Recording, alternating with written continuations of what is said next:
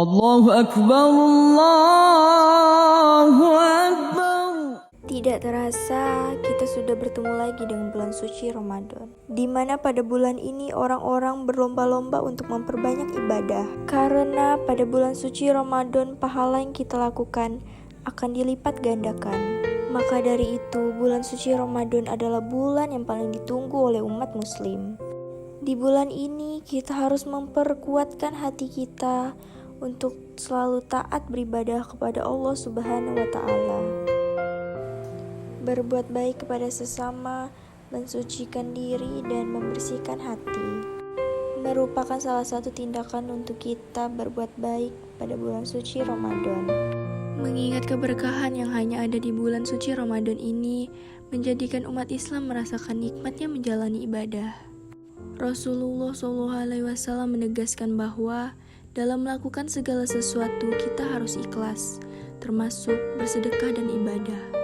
Memperbanyak ibadah dan sedekah di bulan suci Ramadan banyak sekali mendapatkan keuntungan. Salah satunya keuntungan saat bersedekah adalah bersedekah di bulan Ramadan lebih utama dibandingkan bulan lainnya, sebab pahala akan dilipat gandakan menjadi 700 kali. Betapa murahnya hati Allah Subhanahu wa Ta'ala kepada orang-orang yang selalu bersedekah dengan ikhlas di bulan Ramadan ini. Dan jangan lupa, pada bulan ini kita terus mendapatkan kemuliaan dari Allah Subhanahu wa Ta'ala, dan jangan kita sia-siakan. Di bulan ini merupakan kesempatan untuk kita agar selalu berinteraksi kepada Allah Subhanahu wa Ta'ala, yaitu dengan cara beribadah, berdoa kepadanya, dan memperbanyak membaca Al-Quran.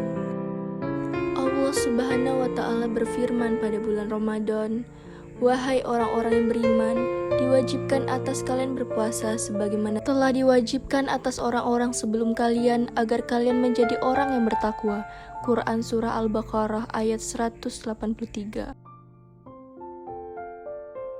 Pada bulan Ramadan merupakan bulan yang di dalamnya diturunkan Al-Quran sebagai petunjuk bagi manusia dan penjelasan-penjelasan mengenai petunjuk itu, serta pembeda antara yang hak dan yang batil. Karena itu, barang siapa di antara kalian yang hadir pada bulan Ramadan, maka hendaklah kalian berpuasa.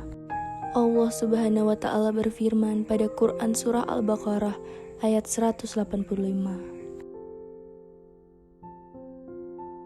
Pada bulan Ramadan, kita juga dapat membangun momentum keharmonisan komunikasi dalam keluarga dan juga kehidupan sosial. Karena pada bulan ini kita harus saling memaaf-maafkan antara sesama manusia. Segala konflik yang kita punya dapat kita selesaikan dengan cara berkomunikasi kepada sesama.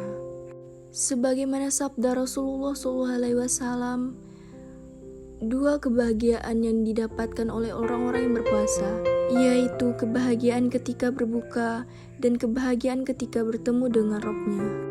Bukankah kita dapat merasakan ketika meneguk seteguk air dan 3 biji kurma ketika berbuka puasa, mampu menghilangkan dahaga dan lapar sampai membasahi tenggorokan dan dapat mengecap manisnya kurma, seiring manisnya iman kita dengan ibadah puasa. Memanglah sangat nikmat dan membahagiakan dan hanya dapat dirasakan oleh orang-orang yang berpuasa. Perjuangan kita menahan lapar dan dahaga telah dimenangkan saat kita berbuka puasa. Komunikasi yang baik juga dapat menciptakan kehangatan yang selama ini punya konflik di antara anggota keluarga. Maka dari itu, dengan komunikasi yang baik, kita sama-sama telah membuang rasa egois pada diri masing-masing melalui tuntutan ibadah yang kita jalani, yaitu berpuasa. Karena berpuasa juga adalah sebagai proses pengembangan diri bagi orang tua maupun anak-anak, juga dilatih untuk senantiasa jujur sehingga berani mengakui kesalahan dan meminta maaf. Dalam kehidupan sosial, ibadah puasa juga mampu mendorong untuk menumbuhkan akhlak yang mulia berdasarkan sikap mental yang teruji, yaitu sabar dan ikhlas. Dan saat bulan puasa tiba, tanpa disadari, telah terjadi peningkatan komunikasi psikososial, baik dengan Allah Subhanahu wa Ta'ala sebagai zat yang tidak tersentuh sebagai pencipta dan kesesama manusia. Hubungan psikologis berupa komunikasi dengan Allah akan meningkatkan pesat, karena puasa adalah bulan penuh berkah. Bertambahnya kualitas dan kuantitas ibadah di bulan puasa juga akan meningkatkan komunikasi sosial dengan sesama manusia, baik keluarga, saudara, dan tetangga di masyarakat. Sebagaimana berpuasa dan beribadah dapat meningkatkan silaturahmi kita sesama makhluk sosial. Silaturahmi yang kita jalani pada saat bulan Ramadan dapat kita lakukan melalui kebersamaan sesama muslim seperti sholat tarawih, kuliah subuh, kultum ba'da zuhur, dan sebagainya. Semua itu telah dibungkus dan disatukan dalam wadah kebersamaan yang dirajut dalam ikatan silaturahmi.